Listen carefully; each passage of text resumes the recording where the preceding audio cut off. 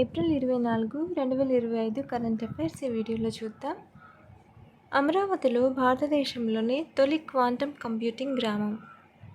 భారతదేశం తన మొట్టమొదటి క్వాంటమ్ కంప్యూటింగ్ గ్రామాన్ని ఆంధ్రప్రదేశ్లోని అమరావతిలో స్థాపించనుంది.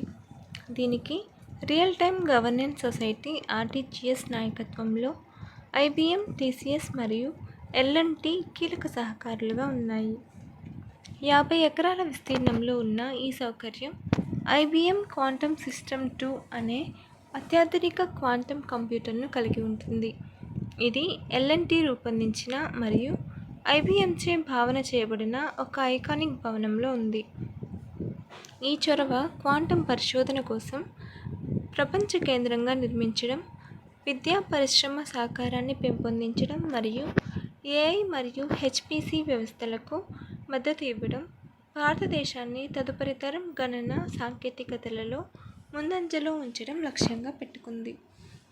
24 ఏప్రిల్ 2025న 73వ రాజ్యాంగ సవరణ చట్టం 1993 అమలును సూచిస్తూ అట్టడుగు ప్రజాస్వామ్యాన్ని గౌరవించడానికి జాతీయ పంచాయతీరాజ్ దినోత్సవాన్ని జరుపుకున్నారు. 2010లో ప్రధానమంత్రి మన్మోహన్ సింగ్ ప్రకటించిన ఈ దినోత్సవం స్థానిక స్వపరిపాలన మరియు గ్రామీణాభివృద్ధికి ప్రాధాన్యత ఇస్తుంది. ప్రధానమంత్రి నరేంద్ర మోదీ బీహార్లోని మధుబనిని సందర్శించి గోపాల్గంజ్లో LPG ప్లాంట్, విద్యుత్ మౌలిక సదుపాయాలు మరియు అమృత్ భారత్ ఎక్స్ప్రెస్ మరియు నమో భారత్ ర్యాపిడ్ రైల్ వంటి రైలు కనెక్టివిటీతో సహా 13,480 కోట్లకు పైగా విలువైన ప్రాజెక్టులను ప్రారంభించారు. పీమేజీ, పీమేయు మరియు DNRLM వంటి పథకాలతో పాటు పంచాయతీ అవార్డులు మరియు ఈ-పంచాయత్ మరియు స్వామిత్వ వంటి కార్యక్రమాల ద్వారా డిజిటల్ పాలనకు ప్రోత్సాహం వంటివి ప్రముఖంగా పేర్కొనబడ్డాయి.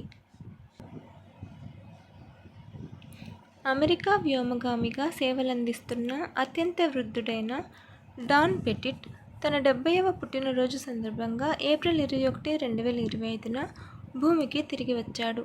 అతని అంతరిక్ష నౌక సోయుజ్ MS-26 అంతర్జాతీయ అంతరిక్ష కేంద్రం ISSలో 220 రోజుల మిషన్ను పూర్తి చేసిన తర్వాత కజకిస్తాన్లో దిగింది.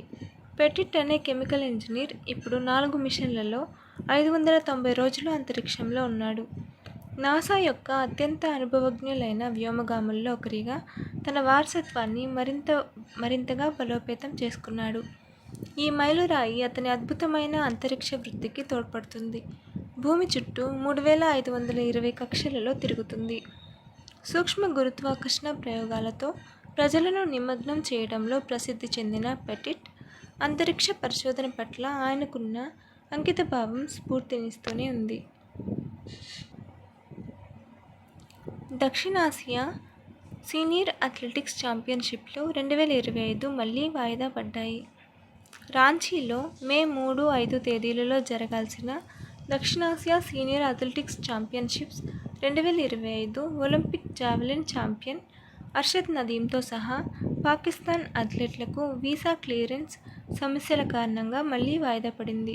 వాస్తవానికి అక్టోబర్ 2024న షెడ్యూల్ చేయబడిన ఈ ఈవెంట్ ఇప్పుడు తాత్కాలికంగా 2025 జూన్ మధ్యకు మార్చబడింది. పరిష్కారం పెండింగ్లో ఉంది. బిర్సా ముండా అథ్లెటిక్స్ స్టేడియంలో నిర్వహించబడుతున్న ఈ పోటీలకు భారతదేశం, పాకిస్తాన్, శ్రీలంక మరియు ఇతర దక్షిణాసియా దేశాల నుండి అగ్రశ్రేణి అథ్లెట్లు హాజరు కానున్నారు. వీరిలో స్ప్రింటర్ యుపన్ అవేకున్ మరియు శ్రీలంకకు చెందిన 400 మీటర్ల పతక విజేత అరుణ దర్శన కూడా ఉన్నారు.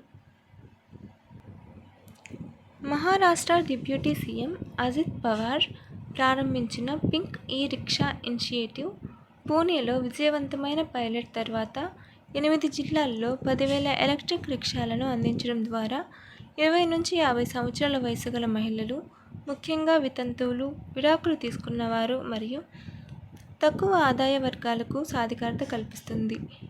1,00,000 సబ్సిడీలు, 25,000 central plus 75,000 state, 10% down payment మరియు 70% తక్కువ వడ్డీ బ్యాంకు రుణాలతో ఈ పథకం సరసమైన యాజమాన్యాన్ని నిర్ధారిస్తుంది.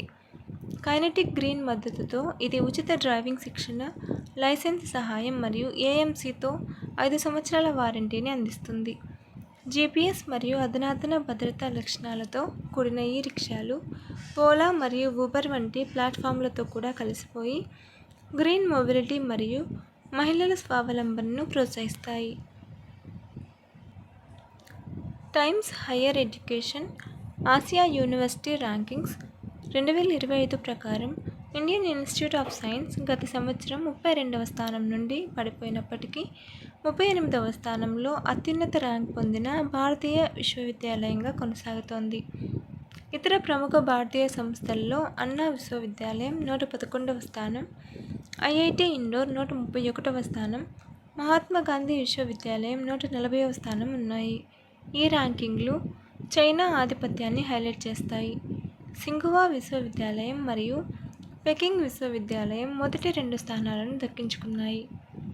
షోలిని విశ్వవిద్యాలయం, సవితా ఇన్స్టిట్యూట్ మరియు జామియా మిలియా ఇస్లామియా వంటి భారతీయ విశ్వవిద్యాలయాలు ప్రముఖంగా కనిపించినప్పటికీ వాటి ర్యాంకింగ్స్లో స్వల్ప తగ్గుదల కనిపించింది.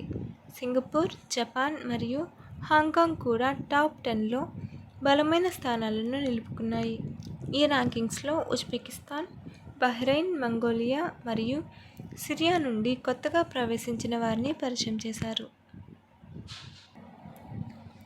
Smile International Film Festival for Children and Youth Festival director Jitendra Mishra 2025-2027 కాలానికి CIFEJ International Centre of Films for Children and Young People అధ్యక్షుడిగా ఏకగ్రీవంగా ఎన్నికయ్యారు.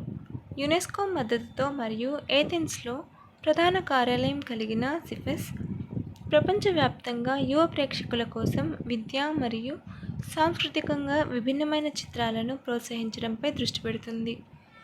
మిశ్రా నాయకత్వంలో ఈ సంస్థ సినిమా ద్వారా యువతకు సాధికారత కల్పించడం, సాంస్కృతిక వైవిధ్యాన్ని హైలైట్ చేయడం మరియు సామాజిక ప్రభావాన్ని పెంపొందించడం లక్ష్యంగా పెట్టుకుంది.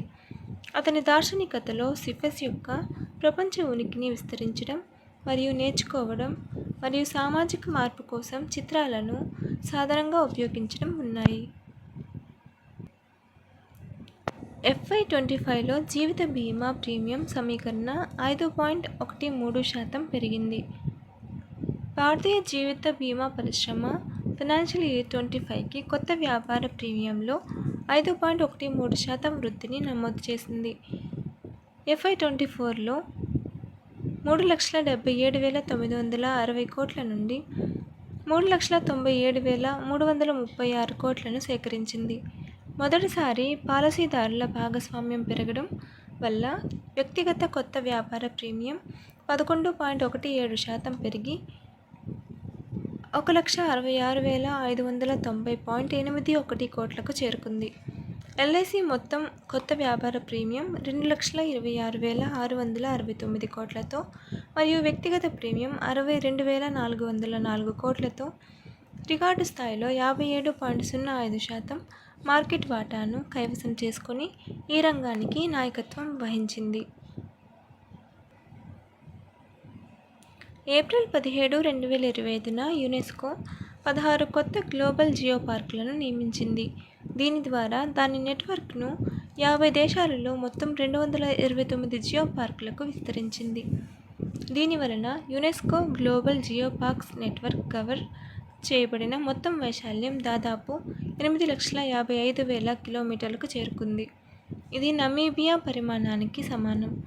ఆసియా, యూరప్, ఆఫ్రికా మరియు లాటిన్ అమెరికా అంతటా విస్తరించి ఉన్న ఈ కొత్త జియో పార్కులు అగ్నిపర్వత శ్రేణులు, రాతి నిర్మాణాలు, పర్వత శ్రేణులు, శిలాజ ప్రదేశాలు, పురాతన ఎడారి ప్రకృతి దృశ్యాలు మరియు మరిన్నిటిని కలిగి ఉన్న వాటి అత్యుత్తమ భౌగోళిక వారసత్వాన్ని గుర్తింపు పొందాయి. భౌగోళిక అద్భుతాలను సంరక్షించడంతో పాటు ఈ సైట్లు పర్యావరణ విద్య, స్థానిక పర్యావరణ వ్యవస్థల పరిరక్షణ మరియు స్వదేశీ సమాజాల సాంస్కృతిక జ్ఞానాన్ని ప్రోత్సహిస్తాయి. 5 దశాబ్దాల తర్వాత వరల్డ్ ఎకనామిక్ ఫోరం చైర్మన్ పదవికి క్లాస్ ష్వాబ్ రాజీనామా చేశారు. వరల్డ్ ఎకనామిక్ ఫోరం వ్యవస్థాపకుడు 87 ఏళ్ల క్లాస్ ష్వాబ్ 1971 నుండి సంస్థకు నాయకత్వం వహించిన తర్వాత చైర్మన్ పదవికి రాజీనామా చేశారు. దావోస్ సమ్మిట్ యొక్క ముఖంగా పిలువబడే ష్వాబ్ ఏప్రిల్ 21, 2025న నిష్క్రమించడం WEF ఉన్నత వర్గం అంతర్గత కార్యాలయ సమస్యలు మరియు విస్తృత ప్రపంచీకరణ ఎదురుదెబ్బలపై విమర్శలను ఎదుర్కొంటున్న ఒక శకానికి ముగింపు పలికింది. పీటర్ బ్రాబెక్ లెట్మాతే తాత్కాలిక అధ్యక్షుడిగా బాధ్యతలు స్వీకరించారు. వివాదాలు ఉన్నప్పటికీ ష్వాబ్ వారసత్వంలో జనాదరణ పెరుగుదల మరియు అదుపులేని ప్రపంచ ధోరణుల అస్థిరపరిచే ప్రభావాల గురించి ముందస్తు హెచ్చరికలు అతని 1996 OPEDలో ఉన్నట్లుగా ఉన్నాయి.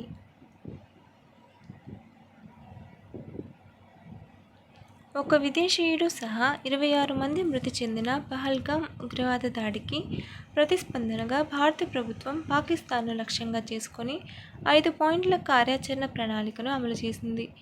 సింధు జలాల ఒప్పందాన్ని నిలిపివేయడం, అట్టారీ వాఘా సరిహద్దును మూసివేయడం, పాకిస్తానీ జాతీయులకు సార్క్ వీసా మినహాయింపు పథకాన్ని రద్దు చేయడం, పాకిస్తానీ సైనిక సలహాదారులను బహిష్కరించడం మరియు ఇస్లామాబాద్లోని భారత హైకమిషన్లో దౌత్య సిబ్బందిని తగ్గించడం వంటి ముఖ్యమైన చర్యలు ఉన్నాయి. ఈ చర్యలు పాకిస్తాన్ను దౌత్యపరంగా ఒంటరిని చేయడం మరియు సరిహద్దు ఉగ్రవాదాన్ని అరికట్టడం లక్ష్యంగా పెట్టుకున్నాయి. పాకిస్తాన్ జాతీయులు చేసిన ఈ దాడిపై దర్యాప్తు జరుగుతోంది. నిందితుల కోసం భారీ గాలింపు చర్యలు ప్రారంభించబడ్డాయి. అమెరికా విధించిన 26% సుంకాలు మరియు వాణిజ్య ఉద్రిక్తతలను కీలక కారకాలుగా పేర్కొంటూ IMF భారతదేశం యొక్క ఫైనాన్షియల్ ఇయర్ 26 GDP వృద్ధి అంచనాను 6.5% నుండి మరియు ఫైనాన్షియల్ ఇయర్ 27ను 6.3%కి సవరించింది. డౌన్గ్రేడ్ ఉన్నప్పటికీ భారతదేశం అత్యంత వేగంగా అభివృద్ధి చెందుతున్న ప్రధాన ఆర్థిక వ్యవస్థగా కొనసాగుతోంది. చైనా 4% మరియు అమెరికా 1.8% కంటే ముందుంది. 2025 సంవత్సరానికి ప్రపంచ వృద్ధి అంచనాను కూడా 2.8%, 3.3% నుండి 2.8%కి తగ్గించారు. సుంకాలు ద్రవ్యోల్బణం పెరగడానికి మరియు ప్రపంచవ్యాప్తంగా ఆర్థిక వ్యవస్థలు మందగించడానికి దోహదం చేస్తున్నాయి. ముఖ్యంగా గ్రామీణ భారతదేశంలో బలమైన దేశీయ వినియోగం ప్రపంచ ప్రతికూలతల నుండి భారతదేశాన్ని కాపాడుతుందని భావిస్తున్నారు. ప్రపంచ బ్యాంకు 2026 ఆర్థిక సంవత్సరానికి భారతదేశ వృద్ధి అంచనాను 6.3%కి ఎందుకు తగ్గించింది? ప్రపంచ బ్యాంకు 2026 ఆర్థిక సంవత్సరానికి భారతదేశ GDP వృద్ధి అంచనాను 6.3%కి సవరించింది. ఇది దాని మునుపటి అంచనా 6.7% నుండి 0.4% పాయింట్లు తగ్గింది. IMF కూడా ఇదే విధమైన చర్యను అనుసరించి 2026 ఆర్థిక సంవత్సరానికి దాని అంచనాను 6.2%కి తగ్గించింది. ద్రవ్య సడలింపు మరియు నియంత్రణ క్రమబద్ధీకరణ వంటి సహాయక చర్యలు ఉన్నప్పటికీ ప్రపంచ ఆర్థిక బలహీనత మరియు దేశీయ విధాన అనిశ్చితి కారణంగా ఈ సవరణలు జరిగాయి. RBI కూడా ఫైనాన్షియల్ ఇయర్ 26కి తన వృద్ధి అంచనాను 6.5%కి సర్దుబాటు చేసింది. త్రైమాసిక వృద్ధి సంవత్సరం పొడవునా తగ్గుతుందని అంచనా. 2025 ISSF ప్రపంచ కప్ లిమాలో భారతదేశం 7 పతకాలతో మెరిసింది. మొత్తం మీద 3వ స్థానంలో నిలిచింది. పెరూలోని లిమాలో ఏప్రిల్ 13 నుంచి 22కి జరిగిన 2025 ISSF ప్రపంచ కప్లో భారతదేశం అద్భుతమైన ప్రదర్శన ఇచ్చింది. 2 స్వర్ణాలు, 4 రజతాలు మరియు 1 కాంస్యంతో 7 పతకాలను గెలుచుకుంది. చైనా మరియు USA తర్వాత మొత్తం పతకాల జాబితాలో 3వ స్థానంలో నిలిచింది. సురుచి సింగ్ మహిళల 10 మీటర్ల ఎయిర్ పిస్టల్, సౌరభ్ చౌదరితో మిక్స్డ్ జట్టు మరియు మను భాకర్ వంటి అత్యుత్తమ షూటర్లు దోహాలో జరిగే ISSF ప్రపంచ కప్ ఫైనల్ 2025కి అర్హత సాధించడంలో సహాయపడ్డారు. 43 దేశాల నుండి 400 మందికి పైగా షూటర్లతో భారతదేశం యొక్క 42 మంది సభ్యుల బృందం ఈ ఈవెంట్లో అతిపెద్దది మరియు అత్యంత విజయవంతమైన వాటిలో ఒకటి. ఫలుఫం